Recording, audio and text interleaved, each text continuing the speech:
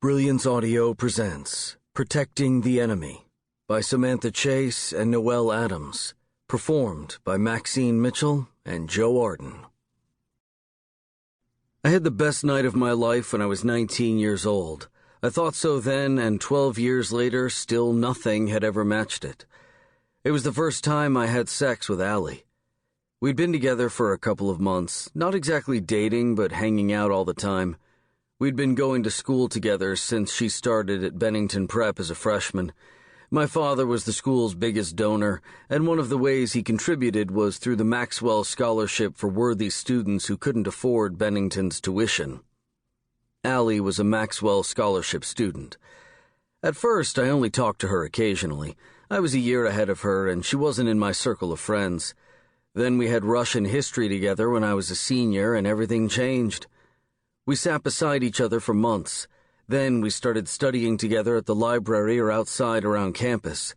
By the time I graduated, I had no interest in any girl except her. So that summer, I kept calling her, asking her to hang out. No one really dated in high school. Kids just hung out or hooked up or declared themselves boyfriend and girlfriend, so there was nothing strange about our spending so much time together without ever having an official date. My feelings for her were new to me, different from anything I'd felt for girls before, and I was nervous about labeling it or maybe getting an answer from her that would crush me. I was 19, and I was stupid in a lot of ways, although nothing I'd ever done was as stupid as what I did at the end of that summer.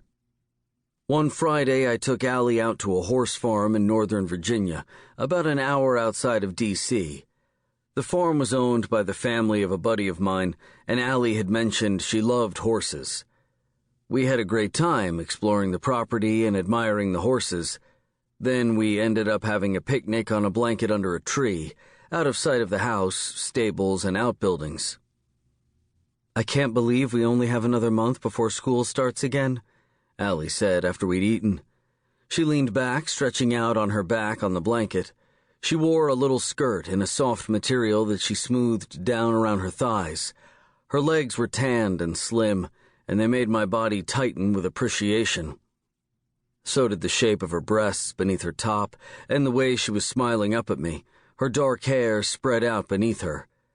I stretched out beside her on my side, propping my head on my hand. "I've got to start college." "Since you have a ton of college credits already, it shouldn't be too hard for you, I'd think." She was still smiling up at me, making me smile back. "I don't think it will be hard. I'm just not very excited about it. It will be a bunch of boring business courses, since so many of my high school classes counted toward the core requirements. I had so many college credits from the accelerated coursework at Bennington that I was coming into college with 3 semesters worth of credits.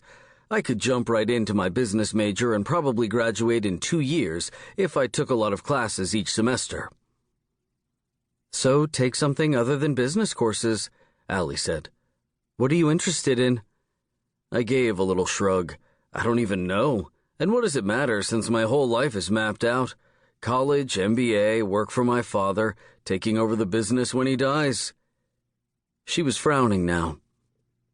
"You could do something else if you wanted. Couldn't you?"